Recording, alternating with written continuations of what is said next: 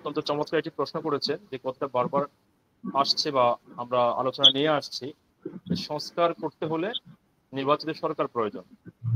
আমরা তো ৫৪ বছর নির্বাচিত সরকারগুলোকে দেখেছি। ৫৪ বছরে এরা আমাদের কি উপহার দিয়েছে?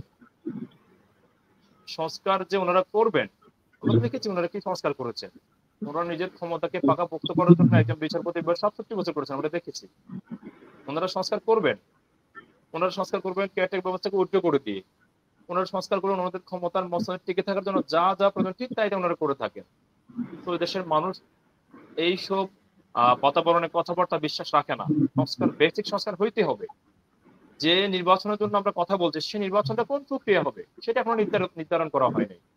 নির্বাচন প্রক্রিয়া নিয়ে এখনো রাজনৈতিক দলগুলো ঐক্যমত আসতে পারে না। কে বলছে ক্রিয়ার সিস্টেমে নির্বাচন হবে, আবার দ্বিকক্ষ বিশিষ্ট পার্লামেন্টের প্রস্তাবনায় আসছে, আবার ফেডারেল গভর্নমেন্টের প্রস্তাবনা আসছে। এখনো সবগুলো আলোচনাতে।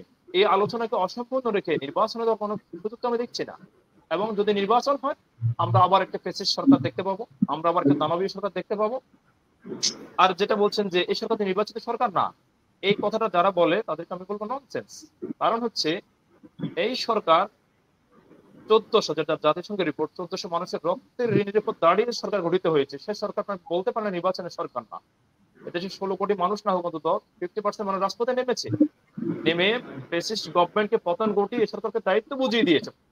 ম্যান্ডেট তো ওই দিন মানুষ দিয়ে দিয়েছে এই গভর্নমেন্টকে। এখন আমরা বলতে পারি এই গভর্নমেন্টের ব্যর্থতা নিয়ে কথা বলতে পারি, যে গভর্নমেন্ট এখনো পর্যন্ত সংস্কার করতে পারে নাই কেন, এটা নিয়ে আলোচনা হতে পারে। হ্যাঁ, আমরা সেই ক্ষেত্রে এই সরকার আমরা ব্যর্থ বলতে পারি। কেন উনি এখনো পর্যন্ত বেসিক সংস্কার করেন নাই? ৮ মাস হয়ে গেল এই যে অভ্যুত্থানের। এই ৮ মাস তো বেসিকলি সংস্কার করা উচিত ছিল। যে ম্যান্ডেট ওনাকে বা এই গভর্নমেন্টকে, ইন্টারিমকে এদেশের মানুষ ৫ই আগস্ট দিয়ে দিয়েছে। এই ক্ষেত্রে আমরা এই গভর্নমেন্টকে দায়ী করতে পারি। কিন্তু সংস্কার ব্যতিরেকে নির্বাচিত সরকার কোন সংস্কার করবে, এটা এদেশের মানুষ বিশ্বাস করে বলে আমার মনে হয় না। জি।